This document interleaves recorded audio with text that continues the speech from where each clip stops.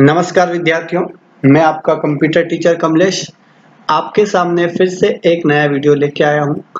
Last video में हमने fundamental theory के रूप में पढ़ा था तथा समझा था। फंडामेंटल हम पढ़ रहे हैं माखनलाल चतुर्वेदी यूनिवर्सिटी की वेबसाइट पे जो पीडीएफ उपलब्ध करवाया है उसमें से। तो लास्ट वीडियो में हमने जहाँ से छोड़ा था कंप्यूटर की विशेषताएं, तो कंप्यूटर की विशेषताएं बताते बताते ही हमारा समय खत्म हो गया था वीडियो का। आज फिर से हम देख लेते हैं कंप्यूटर की जो कुछ विशेषताएं हैं वो डीसी और पीजीडीसीए के स्टूडेंट्स के लिए बहुत ही आईएमपी है और ये क्वेश्चन आईएमपी नहीं मोस्ट आईएमपी है, तो आपको ये क्वेश्चन जरूर याद करके जाना ही है। आपको मैंने 3-4 विशेषताएं कल बता दी थी। कंप्यूटर की विशेषताओं में सर्वप्रथम आती है गति, स्पीड। कंप्यूटर का सबसे ज्यादा महत्व अपनी तेजी से काम करने की क्षमता के कारण है। कंप्यूटर किसी भी कार्य को बहुत तेजी से कर सकता है। कंप्यूटर कुछ ही क्षण में गुणा, भाग, जोड़, घटाव की करोड़ों क्रियाएं कर सकता है।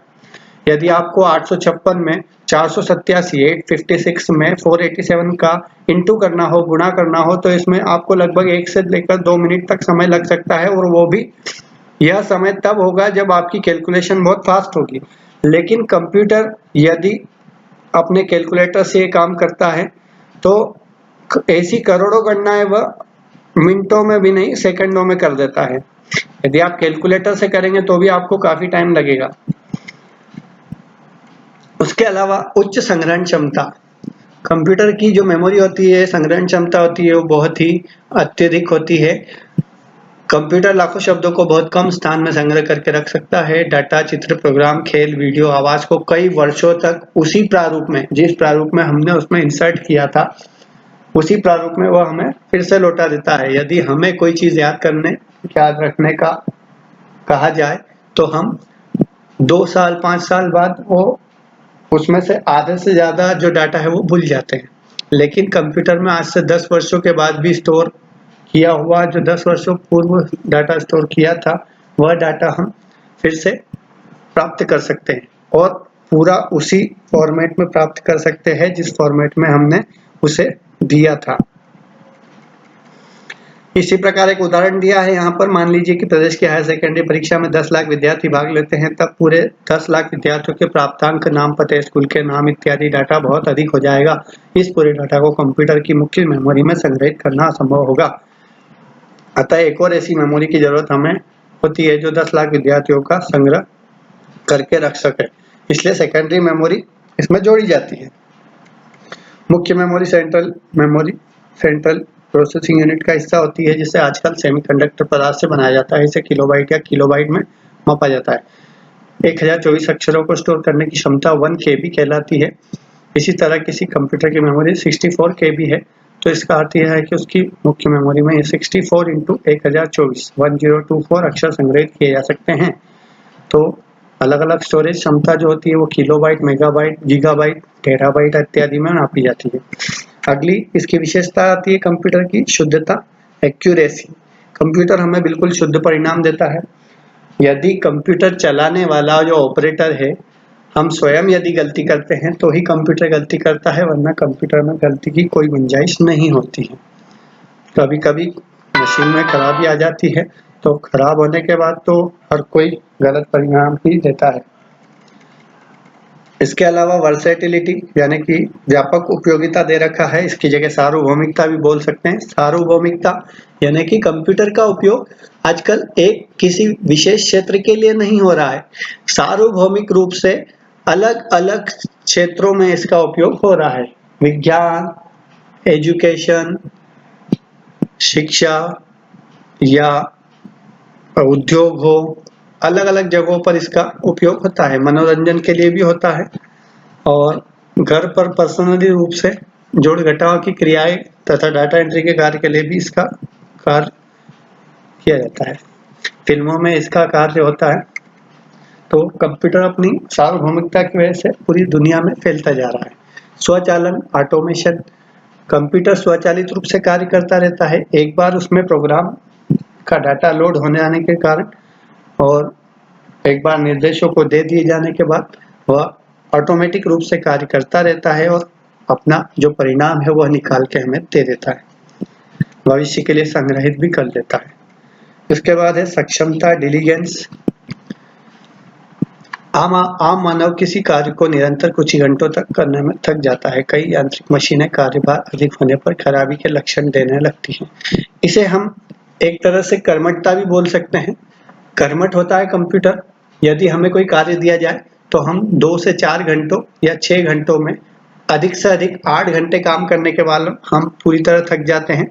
उसके बाद यदि हमें और कोई कार्य दिया जाता है तो हम मना कर देते हैं कि हम ये कार्य किसी और समय करेंगे।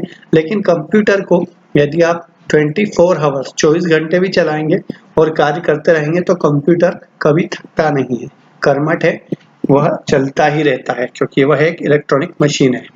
विश्वसनीयता, रिलायबिलिटी। कंप्यूटर पर आंख मीचकर विश्वास किया जा सकता है। तो कंप्यूटर की गणना में गलती होती है, डेटा भी सुरक्षित रहता है, संग्रहण क्षमता भी अच्छी है, स्वचालित भी होता है। इन सारे गुणों को लेकर कंप्यूटर विश्वसनीय भी है, ताकि हम अब इसके परिणाम पर कोई संदेह नहीं व्यक्त कर सकते हैं। कंप्यूटर की विशेषताएं हैं तो इसकी सीमाएं भी हैं।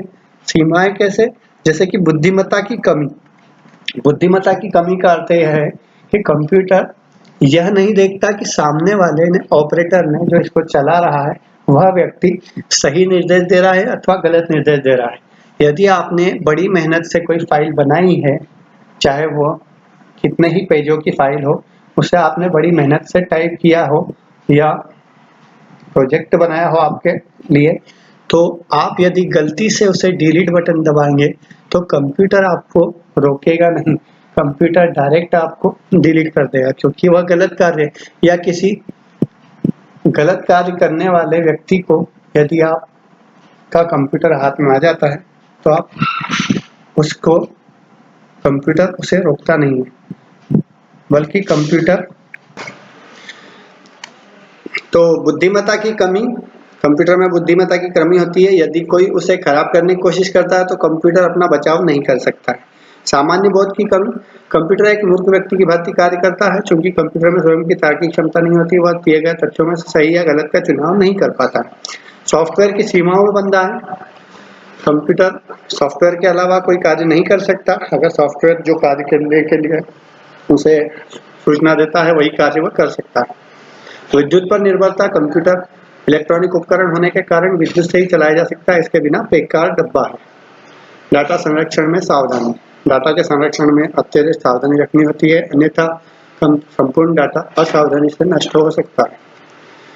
इसके बाद मोस्ट टाइम पे क्वेश्चन आता है कंप्यूटर के प्रकार। तो कंप्यूटर के प्रकार, कंप्यूटर को अलग अलग भागों में विभाजित करने के लिए इसके प्रकारों के आधार पर इसको विभाजित किया जाता है। या तो आप अनुप्रयोग के आधार पे, एप्लीकेशन के आधार पे इसे विभाजित कर सकते हैं, या उद्देश्य के आधार पे विभाजित कर सकते हैं, या फिर आकार के आधार पे विभाजित कर सकते हैं। अनुप्रयोग के आधार पे कंप्यूटर 3 प्रकार के होते हैं: analogue computer, digital computer, hybrid computer. इसके अलावा उद्देश्य के आधार पे कंप्यूटर 2 प्रकार के होते हैं: सामान्य उद्देश्य कंप्यूटर तथा विशिष्ट उद्देश्य कंप्यूटर। ठीक इसी प्रकार से यदि आकार के आधार पर बात की जाए तो आकार के आधार पे types of computer based on size. आकार के आधार पे कंप्यूटर इतने प्रकारों के होते हैं: पहला माइक्रो कंप्यूटर, दूसरा work station, mini computer, main frame computer, super computer. ये अलग अलग इतने प्रकार के कंप्यूटर होते हैं। तो इनकी डिटेल हम, टाइप्स ऑफ कंप्यूटर की डिटेल हम कल अगले वीडियो में पढ़ेंगे, क्योंकि हमारा समय 10 मिनट के लिए निश्चित है, इसलिए अगले वीडियो में हम इसकी डिटेल देखेंगे। तब तक के लिए आप इस वीडियो से अपना रिवीजन कीजिए तथा जो स्टडी मटेरियल आपके पास हो या माखनलाल चतुर्वेदी की वेबसाइट से डाउनलोड कीजिए। धन्यवाद।